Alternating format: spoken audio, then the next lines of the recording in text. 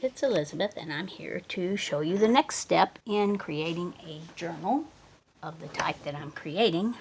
It is a junk journal because it has junky pages in it. But at the last time, we had covered our boards and had a margin around them so that we could glue that up. And the next step is to cut our corners so that when we fold it in, there's not a lot of bulk at the corner. And we want to cut that about 1.5 times the thickness of the board away from the edge. And I may have that a little too much. I mean, we could go a little bit less. And at a diagonal, so like a 45-degree diagonal, if you want to call it that. And you want to do that on all your boards. This is a little wide. How big a margin do you want around it? Well, you want to have about between 1/2 inch and 3/4 of an inch. And 1/2 inch will work, but I think this is probably about 5/8, and that's what I'm comfortable with, so that's what I use. Let's measure that. And of course my ruler is missing because that's the way it goes every time. This one's here available. Okay. Yep, right at 5/8. Okay. So I've done it. I've cut the corners on all of the other ones. And what we want to do is put those out of the way and do one at a time with our Yes paste, which I need to get some more water on my paper towel here. I do have some here right at the table, so let me just throw some on there. Okay, that feels good. Okay, and then we need to get the Yes paste and glue each of these down. Now, I always glue the top and the bottom down first. And the reason I do that is when you do the corners, you'll get a little bit of bulk at one edge of the corner, at one corner of the corner, at one side. I don't know how you want to say that. But anyway, at one part of the corner, you'll get a little more bulk than at the other side. And I'll show you how that happens. I don't know what that weird sound was outside. Okay, but when we glue this, then when we bring that up, I'm using Yes paste again, just like I did for the outsides. We fold that up and fold that inside. Then we want to make that a nice crispy outside, and we just run our thumbnail along that, which didn't quite work, but we'll do that again in a minute. But we have to take these corners and press them down. So when we press them down, you see there's going to be a little bit of extra paper there, and when this one comes across there, there's going to be a little more paper there than there is there, because right here we only have one thickness, and when we do this, we have actually 2 or 3 thicknesses. Okay? Actually 2 thicknesses, because we have this fold that's folded down, and then this other paper here. Okay? So that's why I do that, because it won't make it quite as smooth. This will be a little smoother part than this part here. It'll stick up just a little bit. So when you're putting it in and out of your shelf, then you would have a smooth edge rather than have a little bump at that corner. And that's just my philosophy on that. Okay, so we got one down, and I could have done a few of these other ones off camera, but I didn't, so we'll do this really fast. Maybe. Get in there, you. It does take a little bit to glue this paper to the board, because the paper is kind of stiff since it does have the gel print on it. It makes it a little more thick, more thick. It makes it thicker than if it just was a wrapping paper or a piece of just, text weight paper or whatever. But we want to make sure we don't get any glue on the outside. Now, it doesn't really matter if you get much glue here, because that's going to be glued against our cover piece. And I did go ahead and cut that down so that I have just a normal front and a normal back, because I decided if I wrapped it around, like we discussed last time, if I wrapped it around, it would cover up my beautiful front, and I didn't want my beautiful front covered up, so I went ahead and chopped it off. And this paper is looking like it's wanting to expand a little bit, so it's getting a little wrinkles here, so you just have to keep pressing that down a little bit to make it work fine. And what I'll do is put these between excuse me, put wax paper between them as I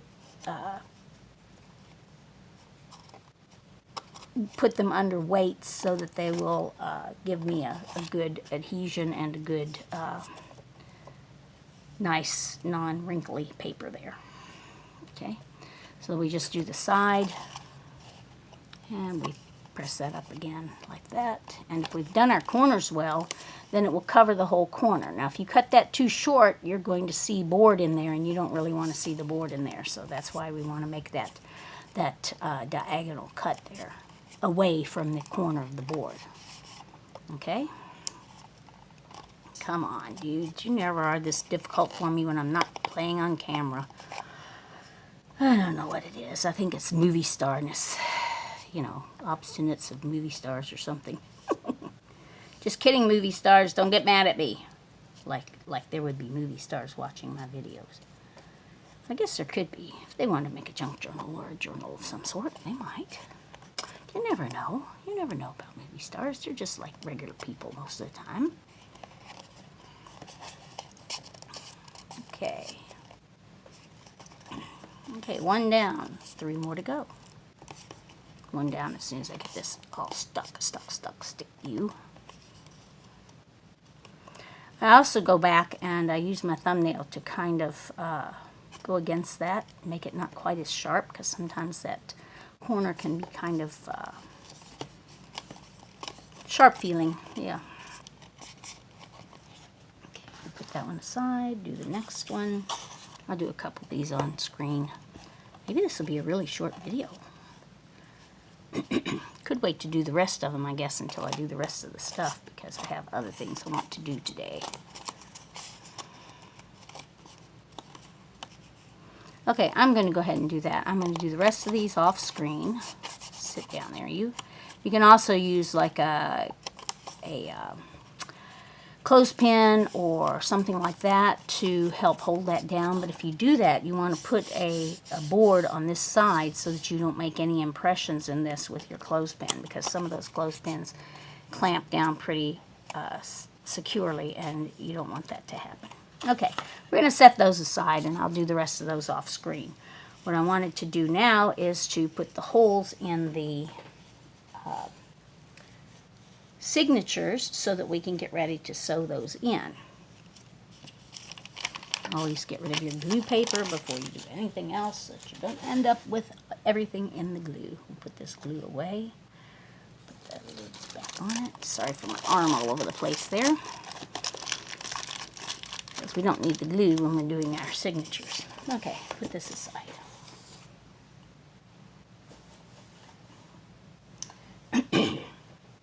And get rid of the wet. We don't want wet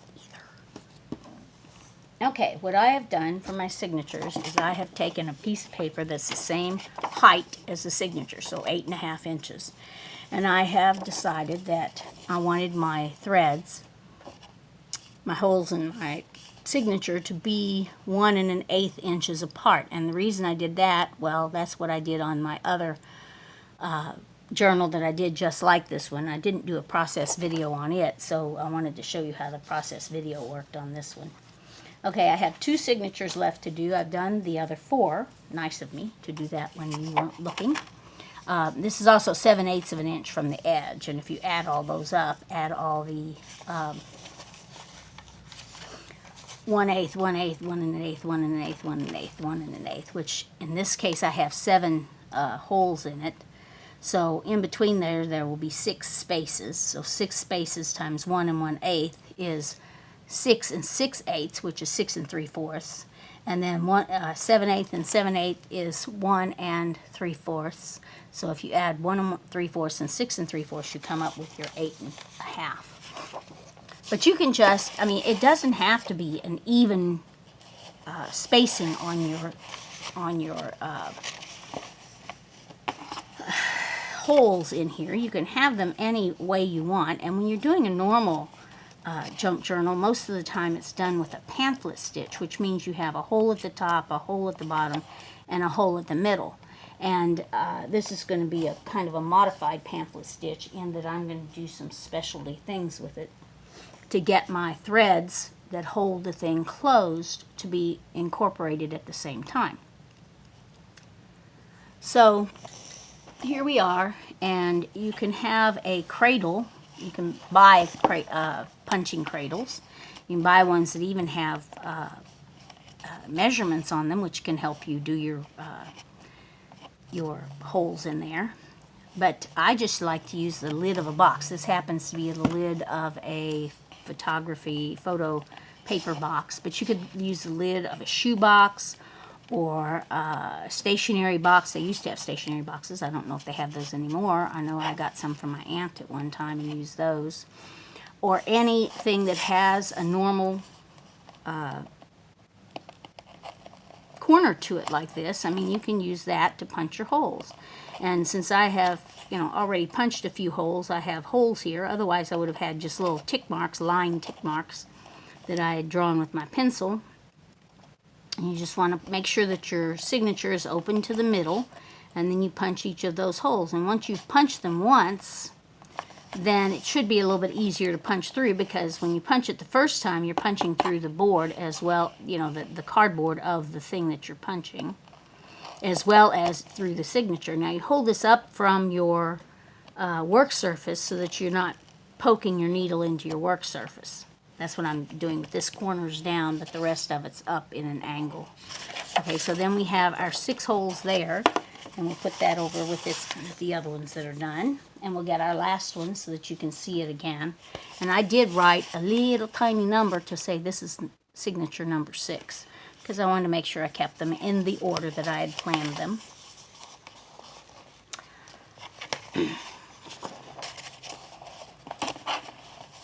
Okay, so we just line up our template. That's what that's called, of course. And with the signature into the corner of the box, lid. And then we just punch those. And you can punch them in any order. I mean, there's no reason to go to the middle first. And why are you being difficult? There should be a hole there. I just like to punch it in the middle first. Just the way I've gotten to do it. I go to one end and punch all the way in there. And I'm holding this up with my fingers and keeping my fingers out from where that hole is, because I don't want to get punched. And they should all stick together after you've punched a few holes. Again, tilt your box up so that it doesn't have the edge of it down against your work surface, because you don't want a hole in your work surface. Now, when you're finished punching your holes, you should have 6 holes you can see from the back, and those 6 holes should line up. If you chunk your signatures together and get them all even, they all should line up. That is, if you want them all to be even. If you don't care, then you can punch one set, and they aren't absolutely perfect. I mean, you can see that one's slightly up that way, and this one right here is slightly down this way. Okay, so then the other thing that you have to do is you have to punch those same holes into your cover piece. And I have not done that, but I did mark them. And the way that I marked them is I took this template and I just laid it, and actually this is the way, I can tell it's this way because of the way it looks. I laid it next to the little fold line. You can see all those little fold lines there. I laid it next to the fold line, and then I just took my pencil and made a little tick mark there. Now, the easiest way to do this is if you have a piece of, and I'm looking for mine, a piece of styrofoam. Any old piece of styrofoam will do, but a piece of styrofoam, and this is a piece that came from my lamp that we had to replace. And I saved it because it's kind of cool because it's curved, but I can use it for this. And you just stick that up on your piece of styrofoam, and you simply punch down through those holes into the piece of styrofoam, and it makes cute little squeaky noises as you do. And you could, if you want to be more precise, you could lay your ruler along here as you're doing this to make sure that these are all even across. And they're not perfectly even, and they're not going to matter if they're absolutely perfectly even. They're close enough. I'm just punching where the intersection of the fold line and the little dot that I made. Sometimes it was more of a little tick mark than a little dot, but works either way. Okay, and the next one. That one's not very good. It needs to come down a little bit. And you can just adjust it. You know, if you see that if you didn't get the dot just right, you can just adjust it by punching a hole next to it. It's not going to show that much. I mean, you shouldn't really see that because you're going to have threads on the outside and you're going to have your signatures on the inside, so you definitely won't see it on the inside. And you might want to, look, it's picking up some of the styrofoam. So you might want to change places that you're poking into and not poke into the same place each time. Come on, styrofoam. Anything that can be annoying will. That's the rules, Murphy's Law of making films. Anyway, here we go.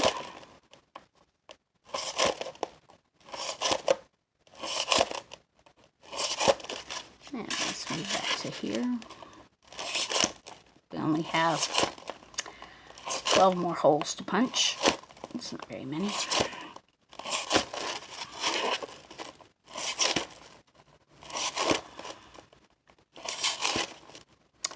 Now I have chosen a nylon, it's actually nylon I think, thread for the tied part that will go through the cover.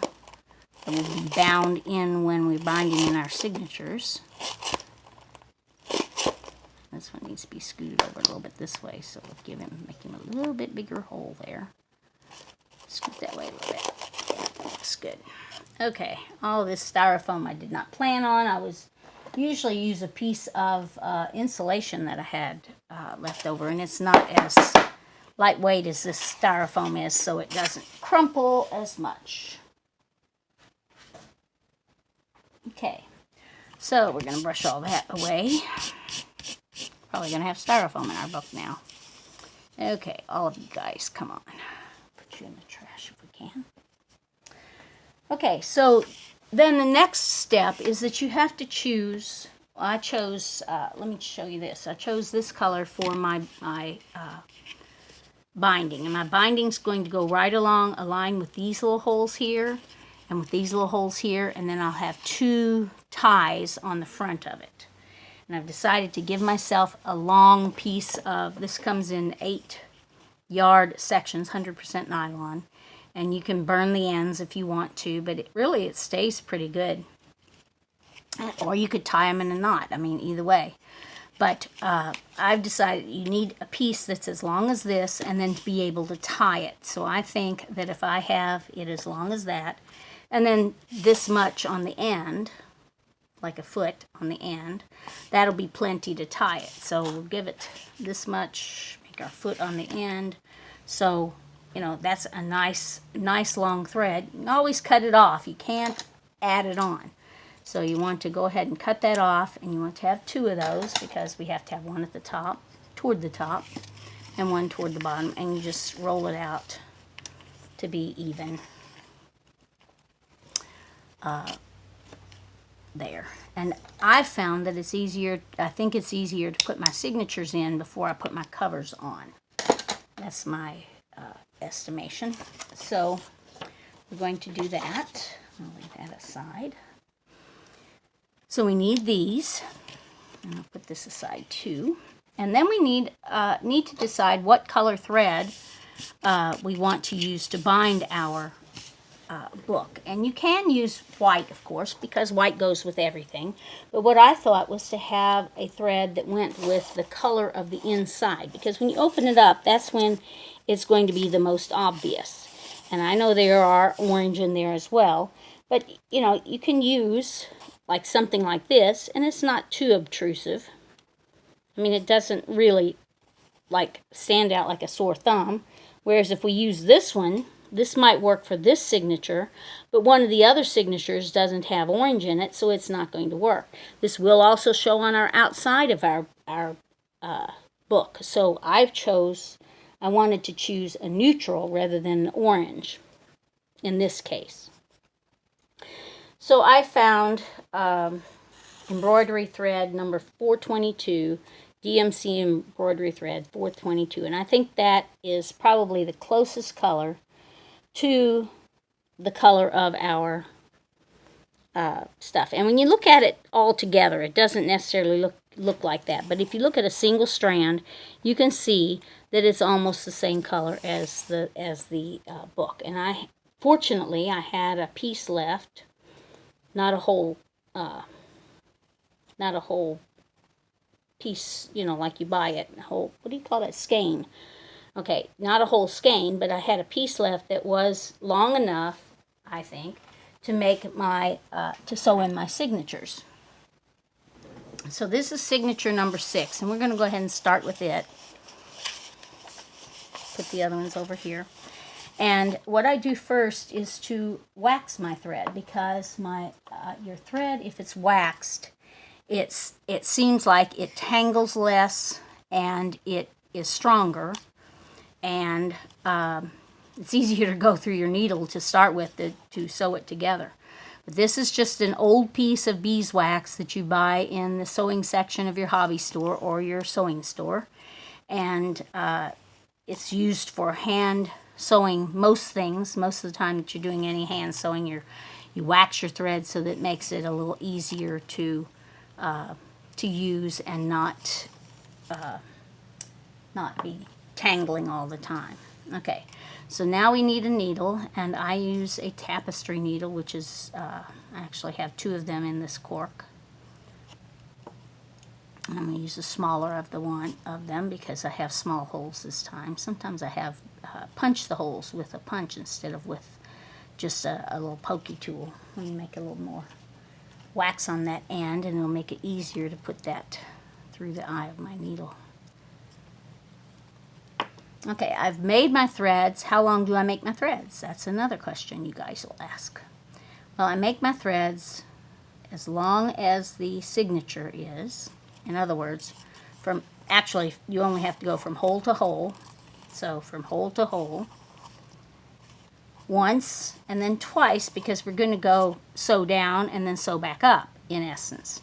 And then you want to have enough thread at the end that you have some to poke outside. Well, I want to have a fringe that comes down from that center hole, because that's where I'm going to start, down to the bottom of the page, and it has to go back up a little bit so it can go back into the beads that are going to be on it, so that they won't fall off. So the thread comes down and goes back up into it.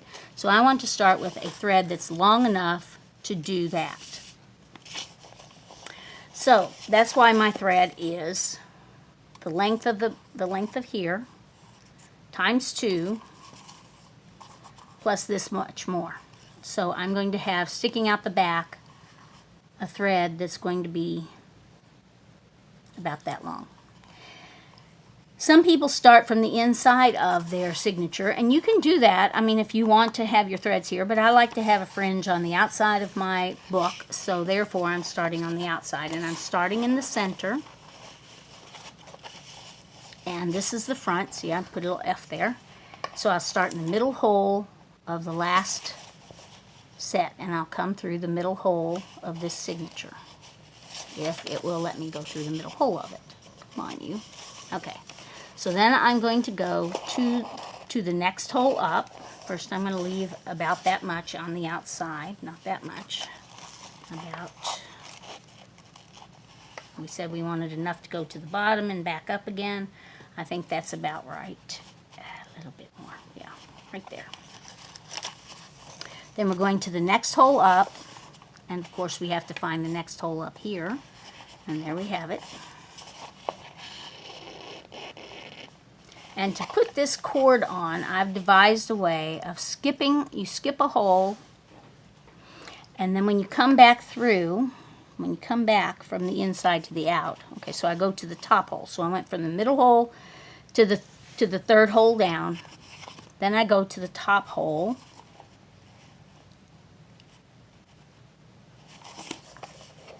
Okay, pull all that tight. And when you're pulling your thread, if you're pulling this thread this way, you want to pull it along with the way that you're sewing. So you want to pull it toward the top. Then we're going to come out the second hole there, and we're going to, well, if I can get it through that hole, there we go, right there. And we're going to wrap around this thread and around our binding thread, our closure thread. And then we're going to go back in that same hole. And when you go back in that same hole, you don't want to, I